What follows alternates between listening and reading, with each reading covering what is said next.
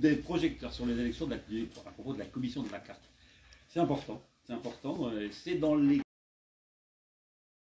l'actualité quand on parle des violences policières avec ceux qui sont des vrais journalistes avec la carte, ceux qui sont peut-être des journalistes et ceux qui ne sont pas des journalistes.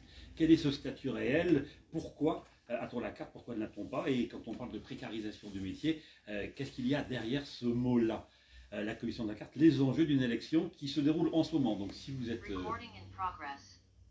concerné, évidemment, votez. Ça se fait en 3 clics. Des fois, ça peut bugger un petit peu, mais question de mot de passe que vous devez changer et tout va bien. Pour moi, c'est fait. Je sais qu'autour de la table, c'est fait pour 1, 2, 3, 4 d'entre nous, puisque tous les gens sont titulaires de la commission de la carte. Merci Faouzia d'organiser cette rencontre.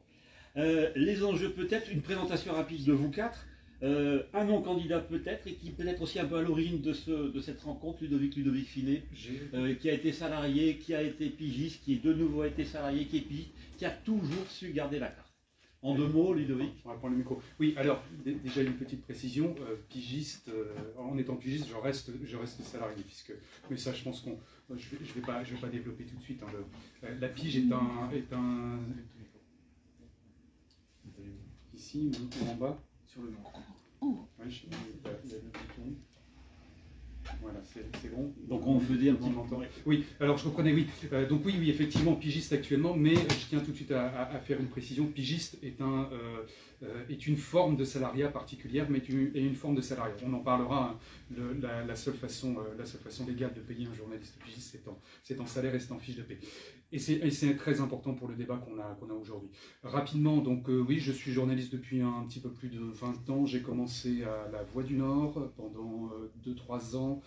Et j'ai alterné ensuite des périodes de pigiste entre des passages en tant que permanent à Autrement dit, où je m'occupais des pages éco, passage aussi à Liberté Hebdo un petit peu plus long, où je m'occupais des pages sociales. Là, ça a duré 7 ans. Et donc à nouveau à la pige depuis 2015, puisque malheureusement l'épisode de Liberté Hebdo s'est terminé par un licenciement économique pour moi et pour d'autres. Sinon, syndicalement, donc au SNJ CGT, membre du bureau national. Donc aujourd'hui, journaliste pigiste notamment pour l'Humanité, installé à Lille, syndicalement donc au SNJ CGT et au bureau national depuis 2010. Est-ce que les enjeux de la carte, c'est un des gros sujets d'actualité quand on discute comme ça au niveau un niveau national dans un syndicat? Oui, bien sûr. Nous, ça nous occupe. Alors, pas que ça, parce qu'on a aussi notre congrès à Lille, d'ailleurs, au mois de juin, ça nous a pas mal occupé. Mais bien sûr, cette question de l'élection qui vient que tous les 3 ans, c'est la seule élection, on va dire, nationale dans le périmètre des journalistes. Si on met à part ceux qui travaillent dans des TPE, dans des très petites entreprises, et qui, eux, sont appelés, comme tous les salariés des TPE, pour ce scrutin-là. Mais pour l'ensemble des détenteurs de la carte de presse donc 2021, puisque le scrutin a lieu en 2021, c'est effectivement le seul scrutin national auquel tous les journalistes cartés sont appelés. Donc oui, bien sûr, alors on développera, je pense, mais on disait tout à l'heure, le statut, la protection, la liberté de la presse, tout ça, ce sont des questions connexes avec la carte de presse. Marjorie Duponchel, CGT, élu sortant, suppléant de sortant. SNJ, quoi? Oui, c'est SNJ tout court. Voilà. L'ex-Nord-Éclair, Voix du Nord aujourd'hui, travaille en local à Roubaix, engagé. Engagé depuis 20 ans maintenant auprès du SNJ, au comité d'entreprise de Nord-Éclair d'abord, puis celui de la Voix du Nord, transformé aujourd'hui en CSE, comité social et économique. Qu'est-ce qui a changé depuis 20 ans? Par rapport au syndicat ou dans... Syndicat, par rapport au syndicat. Ah, ce qui a changé... Leur place, leur notoriété, leur écoute peut-être. Alors, le gros changement date d'il y a 3 ans, c'est le changement entre... Enfin, les instances ont été regroupées dans un comité social et économique, donc ce sont les mêmes élus qui traitent tous les sujets, tout ce qui concerne le groupe, l'entreprise, ce qui concerne les conditions de travail des journalistes, donc ce qu'on appelait avant les délégués du personnel, et tout ce qui concerne la sécurité, les conditions de travail dans le CSSCT. Et donc le gros changement, c'est qu'on est moins d'élus. Et donc on est moins d'élus pour faire le même boulot. Et du coup, aujourd'hui, être représentant syndical, c'est beaucoup plus prenant qu'avant. Enfin, tout au moins dans mon entreprise, ça prend beaucoup plus de temps. Et c'est au détriment de nos équipes parce qu'évidemment, le temps qu'on passe à défendre les droits des collègues, c'est pas du temps remplacé dans nos services, quoi. Alors, suppléante sortante. Alors, non, alors j'étais titulaire, moi j'étais bravo, à la commission de la carte. À la commission de la carte, là j'étais correspondante régionale titulaire et effectivement là je brigue un nouveau mandat mais en tant que suppléante. Titulaire, régional, c'est le gros mot de ce titre-là. Alors vous voulez la commission régionale et les deux collèges, les deux. Oui, alors la commission de la carte en fait, c'est une commission paritaire. Où on a des représentants des salariés, enfin des journalistes, et des représentants des patrons, qui eux ne sont pas élus. Eux, ils sont désignés par leur syndicat. Et donc la commission, il y a donc plusieurs strates pour vérifier, pour accorder les cartes de presse. Et le premier niveau, c'est le correspondant régional, donc moi pour la région Nord ces 3 dernières années, avec comme suppléant Mathieu Darrier de France Bleu Nord, je précise. Donc notre rôle, c'était de vérifier que le journaliste qui demande une carte fait bien un travail de journaliste et qui rentre bien dans les critères d'obtention de la carte. Donc je ne sais pas si on revient en deux mots les critères. Donc il y a 3 critères principaux, c'est d'abord faire un travail journalistique, payé sous la convention collective des journalistes. Sous la convention collective des journalistes. On y reviendra. Voilà. 2, il faut que la moitié 50% des revenus soient issus du journalisme. Donc ce qui peut parfois poser problème et on pourra y revenir aussi. Précarisation du métier, voilà, exactement. Difficulté d'atteindre ces 50%. Tout à fait.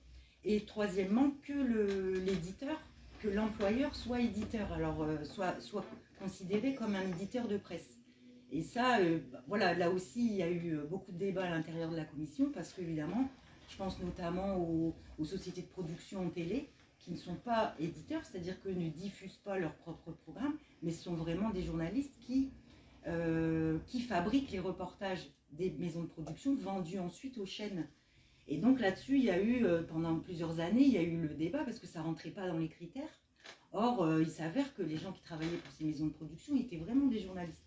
Donc voilà, après plusieurs années de débats, de cartes refusées, passées en commission supérieure, passées en discussion interne, finalement, voilà, ce critère a sauté et aujourd'hui, on considère qu'un journaliste qui travaille pour une maison de production, dont les sujets passent sur des chaînes télévisées ou sur Internet, sont considérés comme journalistes. Voilà. Bruno Espalier, journaliste reporter. Oui, mais oui, je sais. Je voulais changer. Je voulais surprendre, réveiller. Le son passe bien. Le son passe bien. Bonjour. Bruno Espalier. J'exerce une activité journalistique depuis 30 ans. J'ai eu ma première carte de presse comme stagiaire il y a 25 ans, justement en passant par la commission supérieure, parce qu'à l'époque, je travaillais dans une association qui était une télévision locale privée. Et j'ai obtenu en fait un peu grâce au travail, voilà, parce que j'étais syndiqué à la CFDT déjà à l'époque. Je suis donc candidat aujourd'hui pour la commission de carte, enfin, comme correspondant régional, donc sur les listes CFDT. Et à l'époque, voilà, j'ai pu instruire cette première demande. J'avais un salaire à temps plein dans une activité de journaliste. Mais l'association n'avait pas du tout intégré la Convention nationale du travail des journalistes. Donc, pour le renouvellement de ma carte, voilà, il se faisait soit j'arrivais à faire plier mon employeur, pour effectivement, puisqu'on était de droit privé, donc il n'y avait pas de souci a priori statutairement pour qu'on puisse intégrer cette convention. Ça n'a pas été le cas, donc j'ai démissionné et j'ai rejoint la cohorte des CDD à France Télévisions à l'époque. Puis au bout de 6 ans, voilà, je suis devenu titulaire. Cette carte, qu'est-ce qu'elle représentait à la fois comme reconnaissance d'une corporation et puis en plus, à quel moment on peut en avoir vraiment besoin? Alors pour moi, oui, c'était, j'ai découvert en fait plutôt la pratique journalistique par mon engagement syndical auprès d'une section à l'époque qui était très forte, qui est toujours la section CFDT à la Voie du Nord. Ça a été mes mentors pour voilà, bien intégrer les droits et les devoirs des journalistes. Donc c'est pour moi toujours, je pensais à cette image de Jiminy Cricket, la carte de presse, pour moi, on me rappelle toujours mes droits et mes devoirs en tant que journaliste, on travaille au quotidien. Après, voilà, nous, à la CFDT, cette année particulièrement, et je pense à notre collègue qui s'exprime tout à l'heure, on pense beaucoup à la précarisation et au sort des pigistes dans la profession de façon globale.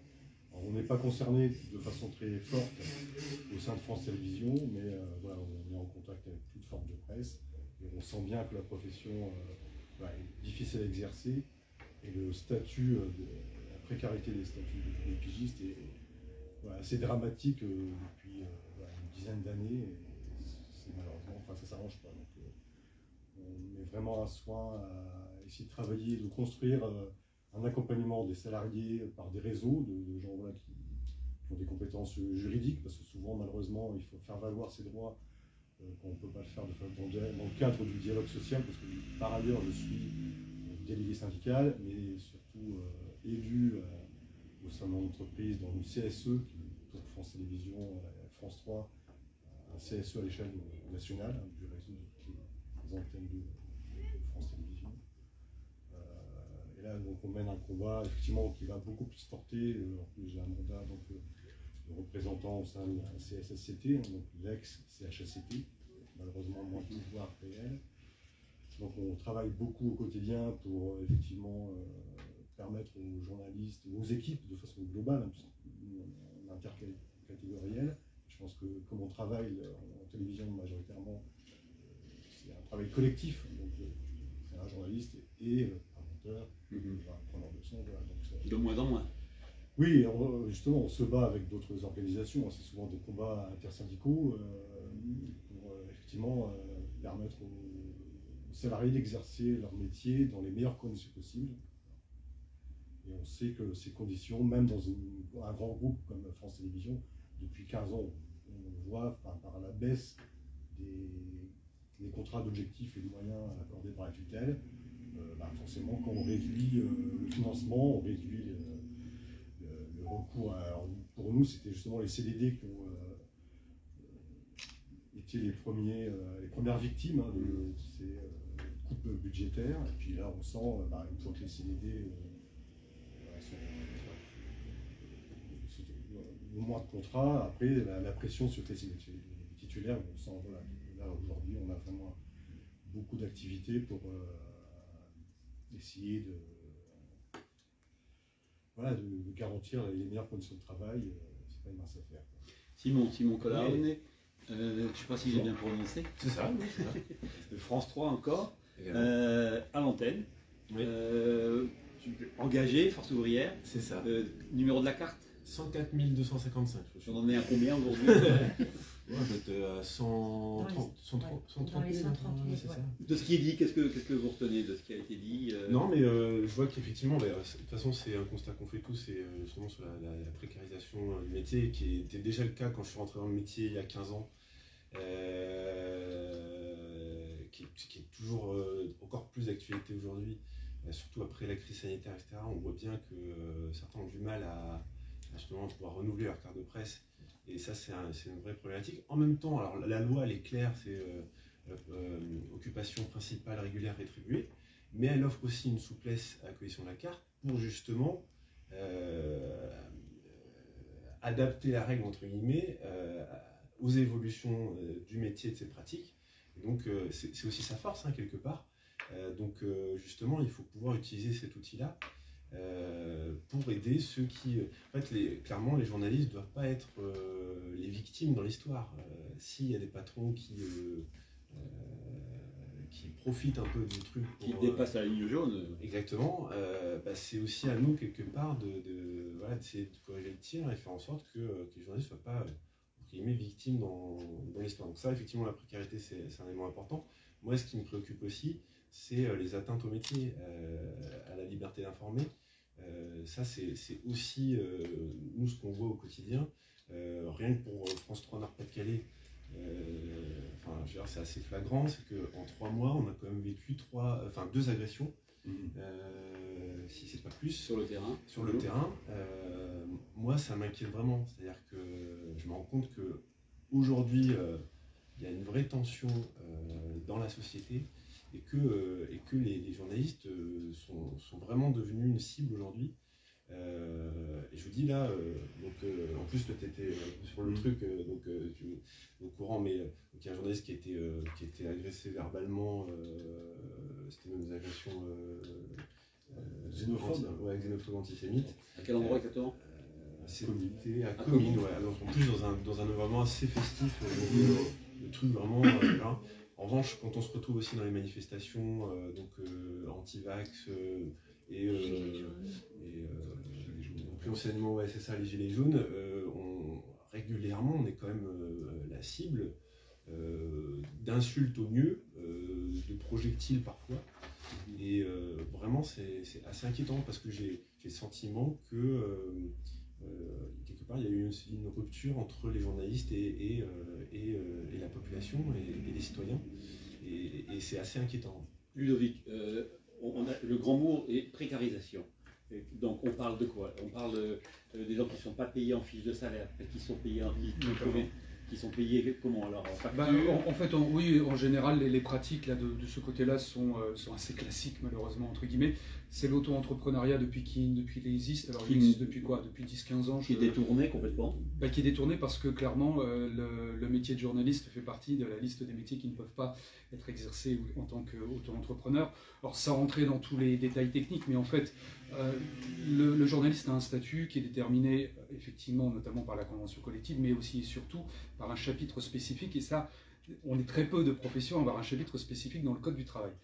Ça se sait pas beaucoup, et où il est dit clairement, reprenant la fameuse loi Cressard de 74, qu'effectivement, la seule façon légale de payer un journaliste, c'est le salaire, y compris quand il est pigiste, qui est effectivement une forme de salariat particulière. Notamment dans la presse écrite, ce qui est mon cas, on est des salariés sans référence horaire. Ça peut paraître un petit peu étonnant, mais on est payé au volume. En presse écrite, on est payé au feuillet. Après, il y a d'autres fonctionnements dans l'audiovisuel. Mais moi, ce que je voudrais dire, c'est qu'effectivement, les journalistes n'ont pas à être victimes de ces pratiques qui font que on contourne la loi, soit pour les payer en facture, soit pour les payer en auto-entrepreneur, soit pour les payer en droit d'auteur, par exemple, ce qui normalement est le paiement d'un écrivain, les droits d'auteur, pas d'un journaliste. Donc effectivement, les journalistes ne doivent pas en être victimes. Maintenant, je pense qu'il faut aller au-delà de ça. Et c'est là que nous, en tout cas, on fait vraiment le lien entre le rôle de nos élus, SNJ-CGT à la CCJP, puisqu'on a à la commission de première instance qui délivre les cartes, et notre rôle de nos élus est mandaté dans les entreprises. Alors, on est très clair, la CCIJP elle-même ne peut pas intervenir auprès d'un patron sur un dossier particulier. On n'a pas non plus, nous, en tant qu'élus, à intervenir sur un dossier particulier pour aller, en gros, arranger les bidons auprès d'un patron.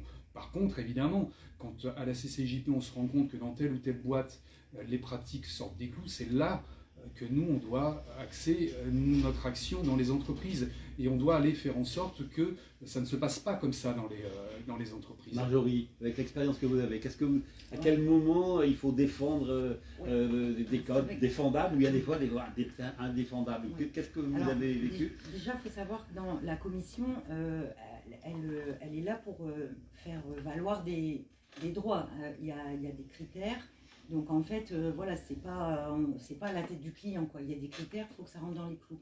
On parle du salarié qui est victime peut-être voilà. du titre pour lequel il travaille. Alors, vous êtes dans des grandes institutions, voilà. Donc il n'y a pas de souci. Mais, oui, mais justement, le rôle par exemple du correspondant régional, qui lui est sur place, c'est aussi de donner un avis à la commission de première instance qui elle traite vraiment les dossiers, accorde ou pas les cartes.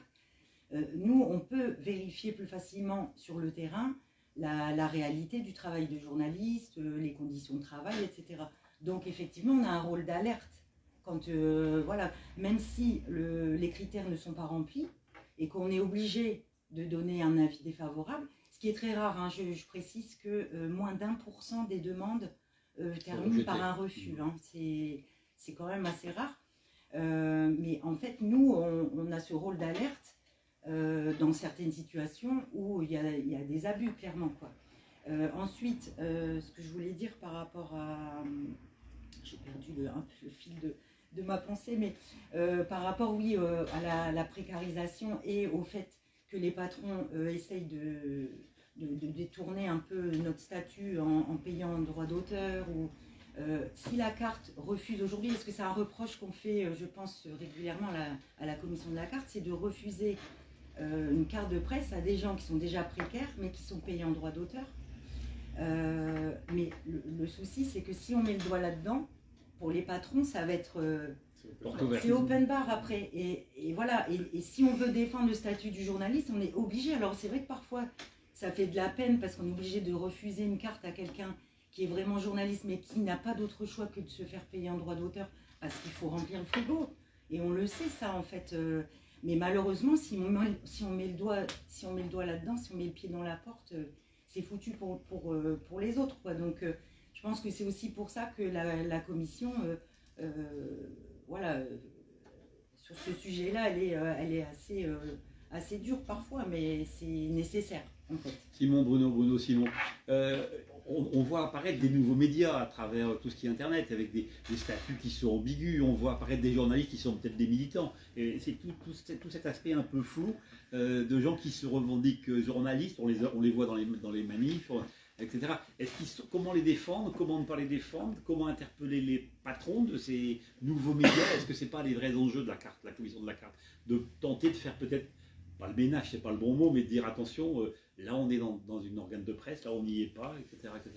Est-ce que c'est un sujet sur lequel vous pouvez vous défendre et vous avez une opinion? Oui, bien sûr, c'est des choses qui se défendent depuis quelques années, c'est pas nouveau. Hein.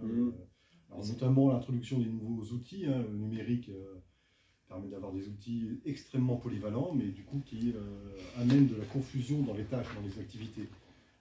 Et même les grands groupes de presse, je pense à France, même chez nous à France 3 par exemple, il y a des négociations qui vont s'ouvrir, qui s'ouvrent même partiellement, sur des nouveaux métiers, où les frontières entre voilà, ce qui est du rédactionnel, de l'information se posent, avec l'employeur qui a peut-être plutôt intérêt à avoir ou des journalistes ultra polyvalents qui font des tâches de plus en plus techniques, ou des éditeurs web qui n'ont pas de parcours de formation de journaliste, mais qui contribuent à alimenter un site d'information. Enfin, on atteint même déjà aujourd'hui des limites sur lesquelles, voilà, et là, encore une fois, c'est un combat qu'on mène heureusement en intersyndical, mais voilà, on n'est pas à l'abri, même dans des grands groupes, voilà, d'avoir des mauvaises surprises sur les évolutions des métiers. On se souvient de Pascal Clark qui déchire sa carte et qui fait une vraie démission à Radio France. En plus. Alors, est-ce que c'est un bon cas? Est-ce que ça a été un cas d'école? Après, c'est compliqué. Moi, voilà, toute ma carrière, elle s'est faite en région. Et je crois que les enjeux au niveau de la presse nationale et régionale n'est pas tout à fait la même. Là, sur ce cas précis, bon, c'est difficile de porter des exemples qui sont pas révélateurs de la majorité. Et juste, je voulais ajouter parce que vous me posiez la question de ce que représente la carte de presse, mais il ne faut pas oublier, et notamment pour les pigistes, que grâce au travail des organisations syndicales, il y a aussi beaucoup d'éléments en termes de couverture sociale qui sont ouverts grâce à la carte, et je pense notamment sur les parcours de formation et la couverture santé. Voilà, c'est des choses assez récentes et qui sont des acquis. Voilà. Petite parenthèse de Marjorie, puis la parole. Oui, je voulais rebondir sur l'affaire Pascal Clark. Moi, de ce que j'en sais, évidemment, je ne suis pas à la commission à Paris, moi je suis en région, mais de ce que j'en sais... La pratique est intéressante, la pratique de Radio France. Oui, mais c'est-à-dire que Madame Clark avait accepté d'être payée au cachet pour profiter du statut d'intermittent du spectacle. Donc, à un moment donné, on ne peut pas avoir le beurre et l'argent du beurre. Alors, le statut d'intermittent permet effectivement une protection quand on travaille plus... Voilà, avec les heures, si vous connaissez un peu le système, voilà, c'est plus favorable que le statut de journaliste pigiste ou de voilà. Et donc, elle a accepté d'être payée au cachet. Après, il faut assumer le fait qu'elle n'ait pas eu sa carte. Donc, ça a fait un peu le buzz comme ça parce que c'était quelqu'un c'était quelqu'un de connu, mais quand on connaît le fond de l'affaire, au final, c'était logique qu'elle n'ait pas sa carte. Voilà. Sinon, voilà, après, voilà, il faut aussi des garde-fous. Ça fait partie aussi, quelque part, de la défense du métier. Le geste de Pascal Clark est un peu malheureux. Voilà, À terme, il a été malheureux, mais il a pointé du doigt une réalité. Oui, aussi, ouais. Mais encore une fois, il y a des garde-fous et effectivement. Si on revient sur les nouveaux médias, parce que c'était ce qu'on évoquait, toute cette espèce de flou et comment les reconnaître, enfin, comment les intégrer, enfin, quelle est votre position avec votre casquette syndicale? C'est vrai que c'est compliqué parce que on parle notamment de ce qui s'est passé pendant les Gilets jaunes sur les violences policières avec ces vidéos qui montraient notamment, voilà. Après, toute la question est de savoir si c'est au service de l'information ou si derrière il y a aussi quelque part un aspect militant. Voilà. Et justement, après, il faut savoir apprécier les choses. Après, à l'inverse, il ne faut pas qu'on entre non plus dans une espèce de chambre de déontologie qui va dire toi t'es journaliste, ce que tu fais toi c'est journaliste et toi t'es pas un journaliste. Ça peut être aussi une dérive inquiétante et qui peut nous amener vers des débats dangereux pour la profession. Voilà. Non, effectivement c'est pas évident, mais après c'est aussi une affaire d'appréciation. Il faut aussi regarder dans les choses dans leur globalité, regarder un peu comment ces personnes pratiquent le métier. Voilà. Oui, là-dessus, il y a deux volets, en fait. Il y a deux niveaux, on va dire. Il y a le niveau formel, institutionnel, administratif, qui est cette CPPAP, la commission paritaire des publications et des agences de presse, dont le rôle est effectivement de reconnaître soit les publications papier, internet, agences de presse, de reconnaître leur caractère de médias et d'entreprises d'information. Ensuite, les élus à la commission de la carte ne sont pas forcément tenus par ça, parce qu'effectivement, ça donne une présomption, on va dire, ça donne une présomption que l'entreprise de presse en question, qui a obtenu son numéro de CPPAP, sans rentrer dans les détails trop techniques, est effectivement bien une entreprise de presse ou un média d'information. Maintenant, ils ne sont pas liés par ça. Il arrive aussi qu'un média soit reconnu comme tel par les élus de la commission de la carte, et donc la carte accordée alors que le titre en question, par exemple, n'a pas la CPPAP.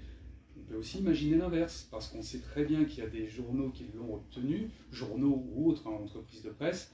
Je prendrai l'exemple de François. Je ne sais pas si vous suivez un petit peu ce qui est devenu le site internet de François, puisqu'il n'y a plus de publication papier depuis bien longtemps. Ça pose question. Je ne sais pas du tout s'il y a des cartes de presse à François, c'est juste pour donner un exemple. Nous, par exemple, dans notre profession de foi, clairement, on a dit pas de rente de situation, quoi. On doit aussi avoir le droit de se prononcer sur le caractère journalistique ou pas des supports, parce qu'on a aussi toute une série de supports aujourd'hui qui se créent. On parlait de l'activité militante, certes, ça existe, mais il y a aussi d'autres choses. Il y a aussi des sites ou des publications qui se créent sous couvert journalistique et qui sont en fait derrière de simples vitrines pour ramener des clics vers de la pub, vers de la vente en ligne, etc., etc. Ça se pratique beaucoup, y compris dans des titres historiques tout à fait, qui étaient jusqu'ici tout à fait respectables. On sait ce qui est devenu Sciences et Avenir, je ne sais plus si c'est Sciences et Avenir ou Sciences et Vie, pardon. Sciences et Vie. On sait ce qui est devenu Sciences et Vie depuis qu'il a été racheté, par exemple. Toute la rédaction l'a quitté et ils ont quand même expliqué clairement qu'on les incitait à essayer de mettre au point des partenariats, notamment avec Coca, et ça serait bien que comme on fait un partenariat avec Coca, on ait aussi une rubrique sur les nouveaux plastiques, etc. Donc voilà, ça aussi, la commission et les élus doivent avoir le droit de mettre leur nez là-dedans. Je peux peut-être aussi dire un mot par rapport à la carte. On disait la commission de la carte, moi je pense que si, elle est là pour déterminer qui est journaliste et qui ne l'est pas. Et je pense que son statut permet justement de ne pas entrer dans ce que tu défends, enfin voilà, dans ce que tu disais, Il ne faut pas non plus que ce soit la dictature, qui est journaliste et qui ne l'est pas, mais à un moment, avec les réseaux sociaux, les militantismes, et on ne sait plus qui dit vrai, qui dit pas vrai. Et je pense que le fait d'avoir une carte de presse, ça permet de montrer, de dire voilà, aux lecteurs, aux auditeurs, aux téléspectateurs, que oui, cette personne a une déontologie, est reconnue par la profession, et donc on peut faire confiance dans ce qu'elle dit. Et parce que aujourd'hui, derrière les écrans, les gens ne font plus la différence en fait entre qui est journaliste et qui ne l'est pas. L'information, voilà, l'information elle se colporte, parfois il y a des buzz, on ne sait pas d'où ça part, et les gens prennent ça pour argent comptant, alors qu'en fait c'est des fake news. Donc voilà, nous on a ce rôle-là aussi, de dire attention, nous on prend le temps, ce qu'aujourd'hui ne comprennent plus toujours les gens, c'est que une information, ça se vérifie. Et sur votre profession de foi, il y a quoi exactement? Ça prend du temps. L'essentiel de la profession de foi, nous c'est surtout défendre la profession, évidemment, son statut et les droits des journalistes. Et ensuite aussi, deuxièmement, c'est défendre les précaires. Parce qu'effectivement, aujourd'hui, on le voit bien, nous, dans les dossiers qu'on reçoit, les gens qui annoncent un salaire mensuel moyen de moins de 500 €, il y en a de plus en plus. Alors normalement c'est un demi-SMIC, aujourd'hui autour de 500 €, c'est pas un demi-SMIC, c'est moins, hein. Et ben quand même on regarde les situations personnelles. Et nous c'est ça ce qu'on veut défendre au SNJ, c'est le statut, les droits, et aussi le cas par cas. C'est ça la force de la commission aujourd'hui.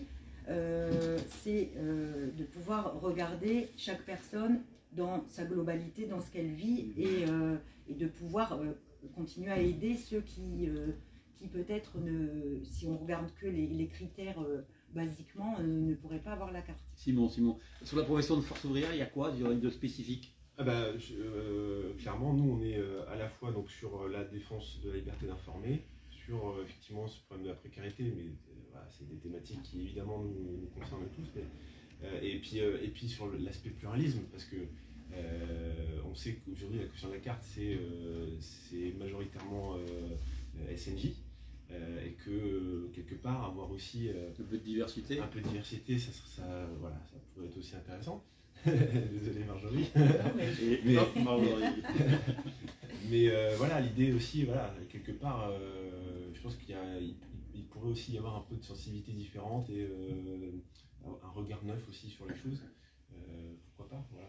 Est-ce qu'on fait campagne au sein d'une rédaction quand on est candidat? C'est compliqué parce que ça intéresse? En fait, au final, très peu votent. Il faut qu'on en parle aussi. Ouais, si je voulais en parler. Voilà, non, mais c'est une réalité. Donc, même si les chiffres là sont plutôt.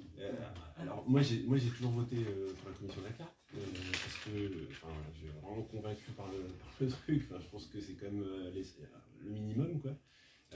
Mais c'est vrai que je me suis rendu compte en discutant avec les collègues et confrères qu'effectivement très peu votent. Chez les jeunes notamment, vos collègues jeunes les uns les autres, est-ce qu'ils sont sensibles aux enjeux et est-ce qu'ils votent? Alors c'est une bonne question. Ouais, on rame un peu, quoi. Simon n'est pas très vieux non plus. Non, mais ouais, j'ai quand même 15 ans d'ancienneté, donc je suis déjà parti des vieux, malheureusement. Presque vieux. Mais non, c'est vrai, c'est un vrai problème. Et réussir à les convaincre, déjà de voter, et après pour FO. On est là pour ça. Voilà. Bruno, qu'est-ce qu'il y a au niveau CFDT, qu'est-ce qu'il y a de spécifique sur cette profession de foi? Sur la profession de foi. Répéter, effectivement, on l'a dit tout à l'heure. Mais c'est quoi? C'est la... Alors après, moi, au-delà même de l'élection, je pense, je me rends compte que très peu de journalistes connaissent leurs droits. Donc moi, j'incite, en dehors même déjà du premier geste de voter pour cette élection, de se rapprocher aussi des représentants syndicaux, des élus, parce que souvent, il y a une méconnaissance et parfois ils passent à côté de certaines aides, je parlais des formations, de couverture santé, etc. Et je pense qu'il faut aussi, en dehors de ce geste symbolique du vote à la commission de la carte, de ne pas hésiter pour les jeunes, notamment, de se rapprocher des élus, des représentants du personnel dans une boîte ou du boss, où on peut aussi s'adresser, il y a on peut communiquer nos mails, et on peut, qu'on est isolé, on n'est pas intégré dans un collectif, voilà, il ne faut pas hésiter à solliciter des organisations syndicales, parce qu'elles ont toutes, enfin majoritairement, voilà, des réseaux après un peu plus spécifiques sur des questions des journalistes, parce qu'on a l'union syndicale CFDT journalistes. Donc voilà, rentrer voilà, dans ces réseaux, ça permet voilà, de connaître ses droits et puis d'être accompagné, encore une fois, notamment quand on fait une première demande de carte de presse. On pourrait très bien, c'est une démarche individuelle, les gens pourraient y aller tout seuls. Enfin, moi, je l'ai vécu personnellement. En étant accompagné, on augmente de façon considérable ses chances. On évite les choses. Parce qu'on voilà, on va pouvoir remettre les bons documents qu'il faut, etc. Donc voilà, je pense qu'il faut surtout voilà, ne pas hésiter à se rapprocher des représentants des organisations syndicales. Vous avez des chiffres de qui vote, le pourcentage par rapport au titulaire? Moi j'ai des chiffres sur où on en est là depuis l'ouverture en fait, du scrutin, puisqu'il a ouvert. Il a ouvert depuis une semaine, en fait, depuis mercredi dernier. Donc on était, hier soir, hein, on était, que je retrouve mes chiffres, au 6e jour donc, de vote, à 6300 votes, 6290 exactement, sur un corps électoral de 36 000. Là-dedans, donc on a tous les détenteurs en fait, de la carte, ceux qui ont eu la carte 2021, plus 2000, donc ça c'est 34 000 et quelques, plus environ 2000 honoraires. Donc honoraires, ce sont tous ceux qui ont pris en gros une retraite de journalistes et qui ont fait la demande de cette carte qui, donc, une fois qu'elle est accordée, celle-là est accordée à vie, cette carte d'honoraire. On était à 17% de participation, ce qui est sensiblement supérieur au même moment de 2018, qui est donc le scrutin précédent, où là on était à environ une dizaine de pourcents. Ce qu'il faut savoir, c'est que malheureusement, le taux de participation depuis une vingtaine d'années chute fortement. Ce qui fait qu'en fait, et là je pense qu'il faut l'expliquer, parce que dans la tête de certains parfois c'est compliqué, quand on leur explique qu'il y a un deuxième tour, ils ne comprennent pas tous forcément, ils disent oui mais moi j'ai déjà voté, c'est bon.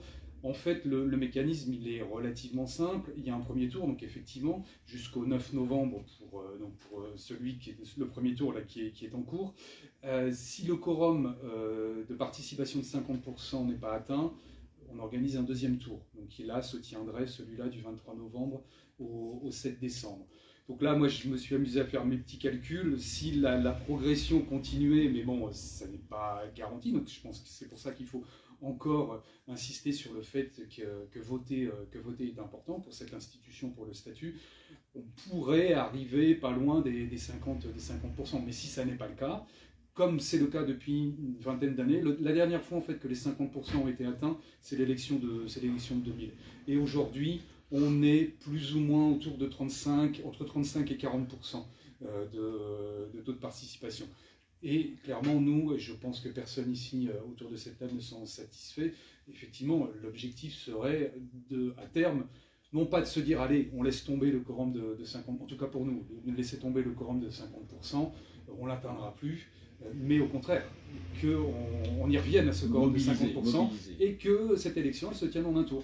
Nous, ça serait déjà, je pense, pour la profession une grande victoire, au-delà évidemment des résultats que personnellement nous on pourrait obtenir. Simon, puis Marjorie. Je voulais rebondir sur les Marjorie justement, parce qu'en ce moment encore plus, voilà, peut-être que c'est important justement qu'on soit vigilant sur la défense du statut de cette carte, cette institution, c'est vrai, parce que justement les gens ne s'attachent plus vraiment. Déjà, il ne faut plus confiance aux journalistes. Enfin, faut quand même. Les gens ne font plus la différence entre journalistes et d'autres qui vont bloguer ou tweeter des choses, etc. Mais en plus de ça, nous font moins de confiance. Donc, quelque part, c'est assez. C'est vraiment très inquiétant. Donc, si les journalistes ne se mobilisent pas pour voter, ne serait-ce que voter, enfin, je veux dire, ça prend, mais je sais pas, ça m'a pris quoi, 2 minutes, même pas quoi. Le plus long, c'est de récupérer les identifiants quoi. Enfin, je veux dire, c'est vraiment, vraiment très simple à faire quoi. Mais je pense qu'on on sera toujours plus fort si les gens se mobilisent quoi. Voilà. Et ça sera la meilleure défense du métier quoi.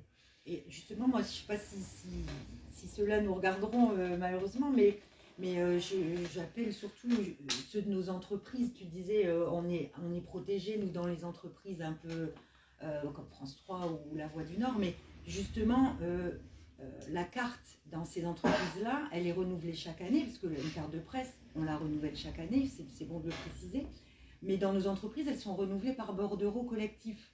Et donc, pour la plupart des salariés en CDI, etc., eux, ça tombe tout cuit tous les ans. En fait, il suffit de signer un truc et hop, voilà. Donc on se rend plus compte à quel point c'est important. Donc, je pense que nos amis pigistes, précaires, etc., eux, ils votent. Parce qu'ils savent à quel point c'est important pour eux. Quand on fait son dossier, effectivement. Voilà, quand on fait son dossier soi-même, qu'il manque un papier. Mais c'est vrai que nos collègues qui sont majoritaires, je pense que dans les 34 000 détenteurs de la carte, la plupart sont en CDI. Et bien, peut-être que ça a perdu un peu de son importance. Et ça, c'est dommage. Et c'est à eux que je voudrais m'adresser en disant, mais votez, parce que vous votez pour la défense de vos droits et aussi pour défendre les copains qui n'ont pas la chance d'avoir un CDI. Bruno, peut-être sur cette participation. Oui, après, c'est le principe même d'une élection. L'importance du vote légitime et donne du poids aux élus.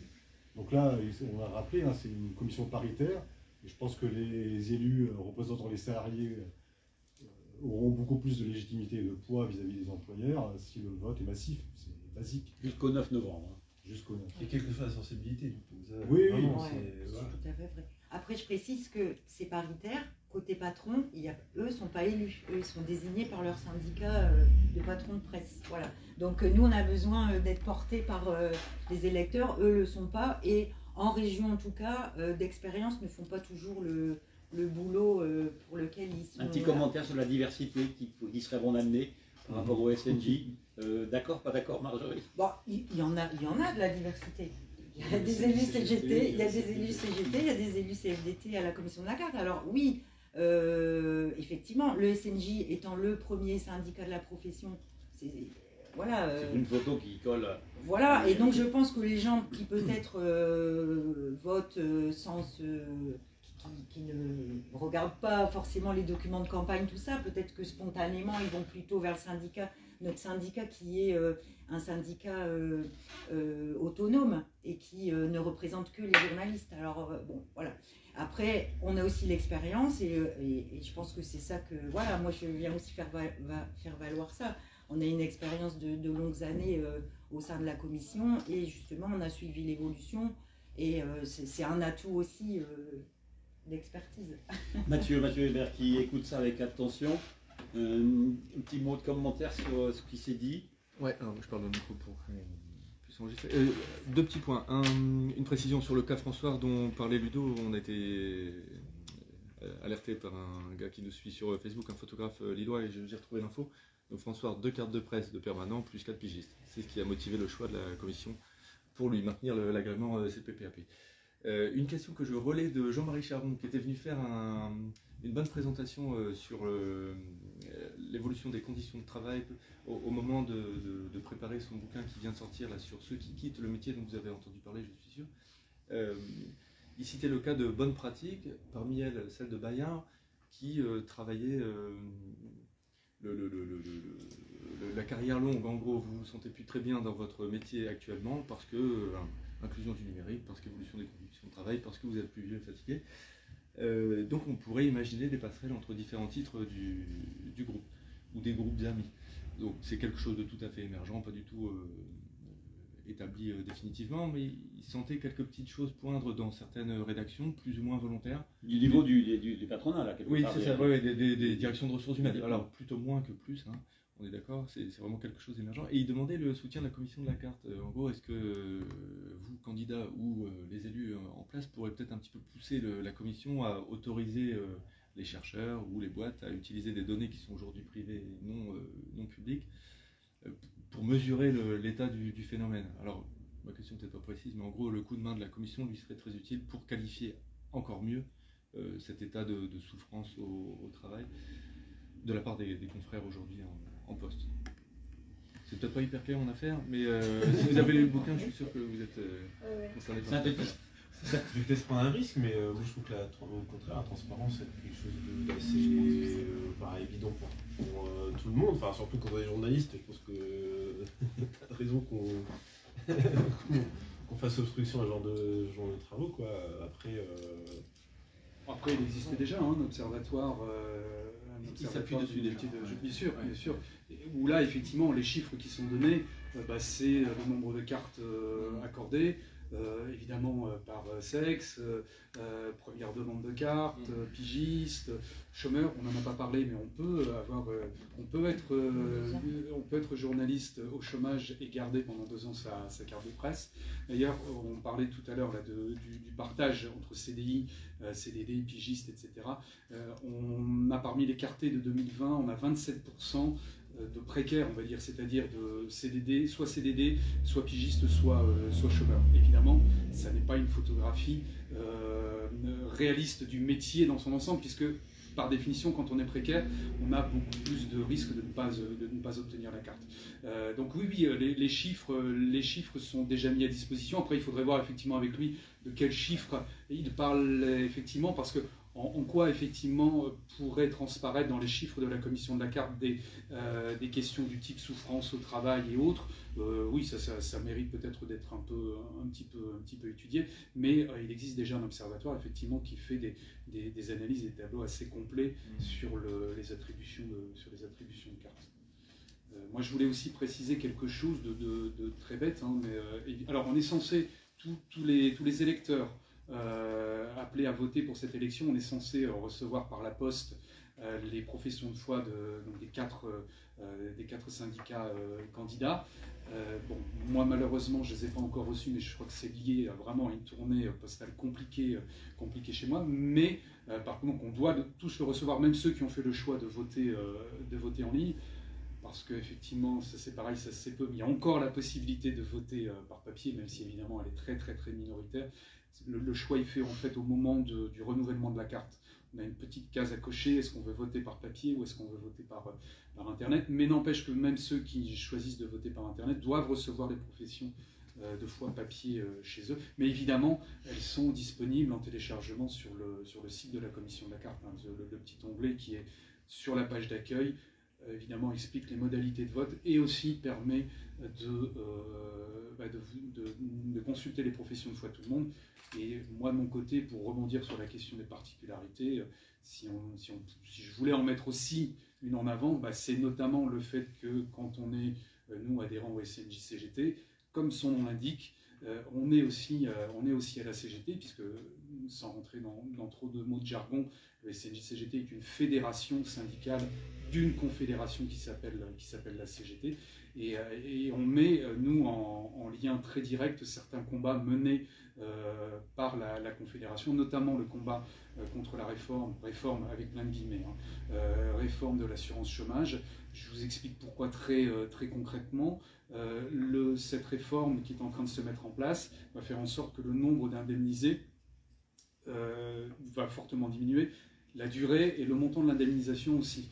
Ça a une conséquence tout à fait directe pour les détenteurs de la carte, qui est que par ce mécanisme-là, sans rentrer dans tous les détails, ils peuvent du coup passer sous les planchers qui sont demandés par la commission de la carte, ou en tout cas sur les durées d'indemnisation, puisqu'il faut être indemnisé pour avoir une carte de presse quand on est chômeur. Ça pourrait tout à fait jouer là-dessus. Avec la signature CFDT, quel combat, avec des guillemets, quels enjeux, au-delà de la commission peut-être, Bruno Espalieu? Déjà pour rebondir sur la question de M. Charon qui souhaite un appui, de façon beaucoup plus générale, moi je pense qu'on a tout intérêt dans la profession à être épaulé par les sciences humaines, de façon très générique, pour avoir un recul, une vision même anticipatrice de l'évolution des métiers, et ça ne peut qu'apporter du positif. Puis après, il faut, surtout les employeurs, voilà, et cette capacité d'anticiper et de garantir une information de qualité. Et comme pour nos collègues de la CGT, on fait partie de la CFDT, une organisation intercatégorielle. Donc moi, je pensais, pour des choses toutes simples, c'est qu'au sein de mon entreprise, il y a dans l'évolution du parcours professionnel, on a eu à accompagner des collègues qui voulaient opéré des reconversions, qui étaient documentalistes, qui voulaient devenir journalistes. Nous, à chaque fois, on met un point d'honneur à ce que ça se fasse avec un parcours de formation qualifiant et hors de question, parce que là, on sent qu'il y a quand même un risque avec notamment l'activité sur le web, c'est de considérer que quelqu'un qui maîtrise un outil de web peut être journaliste comme ça, d'un claquement de doigts. Nous, c'est hors de question. Un journaliste doit être accompagné par un parcours qualifiant et qui garantisse une information de qualité. Par rapport à Force Ouvrière, il faut... Non, mais alors, effectivement, nous, faut pas y toucher, c'est ça bon. marche Ouais, pas. c'est bon. Non, mais c'est vrai qu'au sein de France Télévisions, il y a ces débats en ce moment, hein, sur l'évolution des métiers, des pratiques. Effectivement, le phénomène est moins des journalistes vers d'autres métiers que l'inverse. Les passerelles. Voilà, les passerelles sont plutôt dans l'autre sens, effectivement, avec l'évolution des pratiques, les évolutions technologiques, on voit que le métier, la façon de faire de l'info évolue. Et effectivement, on est là, nous, en tant qu'organisation syndicale, pour soit accompagner quand on considère que ça va dans le bon sens, soit mettre des garde-fous, faire attention, quoi. Vraiment. Oui, moi je l'avais perdu un petit peu effectivement en cours de route aussi, ce sujet que tu mettais sur la table, Mathieu. Alors tant mieux, hein, si dans certaines entreprises et chez Bayard, on peut effectivement faire des ponts entre les rédactions et entre les titres. Il y a de nombreux titres aussi. Si j'ai bien compris. Parce qu'effectivement, on peut à un moment de sa carrière se dire qu'on a peut-être fait le tour dans une rédaction. Après, effectivement, quand il est question de garde-fou, je pense qu'il faut aussi insister là-dessus. Alors, pas forcément chez Bayard, là je ne connais pas suffisamment le dossier. Par contre, ce qui peut exister dans d'autres rédactions, c'est qu'on est maintenant face à des groupes de presse. Soit les supports se sont multipliés, soit par rachat consécutif, les titres se sont regroupés dans les groupes. Et aujourd'hui, on peut se retrouver à bosser dans un groupe de presse et à bosser indifféremment pour X titres ou X supports. On a même aujourd'hui, alors on appelle ça des newsrooms, on appelle ça des pôles, chacun a son appellation, mais dans des grands groupes par exemple de presse magazine, on peut bosser sur le pôle cuisine par exemple, et bosser indifféremment pour tel titre féminin, tel titre spécifiquement de cuisine, etc., ou sur les supports. Hein, ça c'est aussi vrai chez nos confrères de PQR, de PQN. Tu nous feras un papier pour le site internet, et puis tu nous feras aussi un papier pour l'édition papier, éventuellement le supplément, etc., etc. Donc c'est ça. Nous, à une époque, on revendiquait effectivement des rédactions spécifiques par titre, par support, etc. Alors, il ne faut pas être strict parce qu'on a effectivement parfois des demandes de bosser sur différents supports. Ça ne doit pas se faire, pour nous, clairement, ça ne doit pas se faire n'importe comment. Marjorie ? Oui, alors c'est vrai que ce phénomène se déroule partout. Nous, dans le groupe auquel j'appartiens, le groupe Voix du Nord, aujourd'hui, nous, on travaille pour le web d'abord, et ensuite, on a une convention droit d'auteur qui permet aux autres titres du groupe de récupérer nos articles et nos productions. Et aujourd'hui, le danger, c'est que c'est qu'on diminue le nombre de journalistes pour faire ce qu'on fait aujourd'hui. Demain, évidemment, si on peut se servir, si c'est le grand marché, évidemment, ça limitera le nombre de journalistes. Donc ça aussi, c'est un combat. Alors évidemment, par rapport à la commission, c'est un peu à côté, mais c'est un combat syndical, évidemment, important. Et nous, on est sur le sujet aussi à fond, y compris dans le groupe Rossel, où, évidemment, les tentations sont grandes, vu le nombre de titres. Ça fait 1 heure qu'on parle ensemble. Est-ce qu'en 1 minute, pourquoi voter pour CFDT, Force Ouvrière ? En un mot, peut-être, pour terminer cette rencontre, peut-être, Marjorie, pour le SNJ. En un mot. En un mot, c'est voter SNJ, c'est voter pour l'expérience et le sérieux. Donc voilà, voter pour nous, voter pour notre liste, qui est aussi représentative de tous les métiers et de tous les titres, voilà, qui est représentative des médias en France. Simon ? Alors, FO, plutôt le pragmatisme, le pluralisme aussi, voilà, faire en sorte qu'il y ait des sensibilités différentes qui s'expriment aussi au sein de la commission. Bruno? Faut pas toucher au micro. Oui, pardon. Pour la CFDT, bon, c'est ce qu'on a dit au fil de cette heure, hein, je pense qu'il y a un gros travail d'accès au droit des journalistes.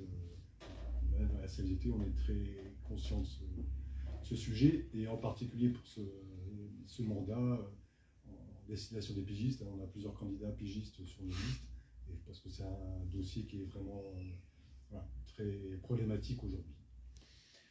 C'est dit, même si tu n'es pas candidat. Oui,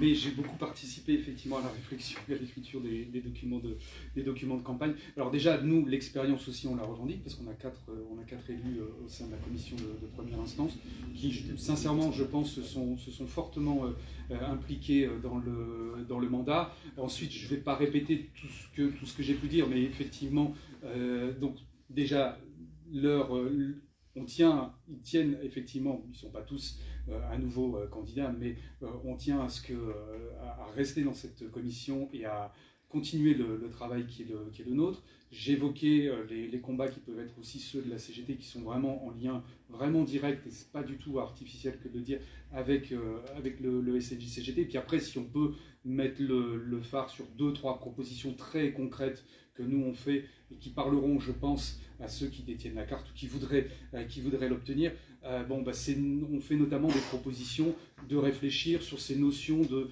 régularité. Alors ça concerne beaucoup les précaires, parce que la régularité, quand on est en CDI effectivement dans une entreprise, on a son salaire qui tombe tous les mois. On a d'autres problèmes, on peut avoir d'autres problèmes, mais au moins celui-là, on ne l'a pas. Normalement, il faut une activité régulière pour pouvoir obtenir la carte. On sait que chez les pigistes, c'est compliqué. On sait qu'on a pu aussi assouplir un petit peu ces critères pendant la période très compliquée du Covid. Peut-être qu'on peut réfléchir à la façon dont on interprète cette notion de régularité et aussi la notion d'ancienneté pour obtenir la carte de presse quand on est en situation de chômage. Mathieu Hébert, le Club de la presse a voulu créer le débat, susciter un petit peu l'envie de voter. Petite synthèse de ce qui s'est dit, enfin, c'est pas une synthèse, est-ce que ça valait le coup de dire aux gens, allez jusqu'au 9 novembre voter Le piège, je peux préparer de conclusion. Mais oui, on va dire. C'est une impression, quoi, avec cette écoute attentive que tu avais. Déjà, super, merci de vous être venus pour un débat assez riche, et on n'a pas fait de la foire aux puces, quoi. C'était pas le marché des professions de foi. J'espère que ceux qui nous ont suivis ou qui nous verront par la suite auront un peu plus d'intérêt et de connaissances sur ce que peut représenter l'implication dans un tel scrutin. Ce scrutin national, on l'a dit, des débats qui sont connectés avec d'autres questions très concrètes du quotidien, de la pratique du métier, et puis des questions connexes qui touchent à la liberté de la presse, à la précarité. Il y a des débats qui ont été à peine évoqués, mais qui ont été tout de même. C'est validité de créer une sous-commission. Est-ce qu'on assouplit les critères jusqu'à créer une sous-carte? Vous ne l'avez pas dit ce terme, mais ça a été évoqué par vos propos. Le renforcement de la confiance entre le public et les journalistes par un travail de légitimation du confrère, du professionnel. Avoir une carte de presse, ça veut dire des droits et des devoirs. Bruno l'a répété depuis ses débuts, il y pense. Voilà, quand vous allez faire une intervention en milieu scolaire ou auprès de jeunes, ce sont des choses que vous redirez peut-être en direct. C'est aussi ce qu'on fait avec tous les bénévoles qui participent à ces actions dans le cadre de Presse à l'école, au Club de la presse. Donc jusqu'au 9 novembre, votez, faites voter. Merci Faouzia d'avoir créé les conditions de ce débat. Vive le Club de la presse, on dit ça? Ouais. Merci d'avoir répondu à notre invitation. Merci beaucoup. Merci d'avoir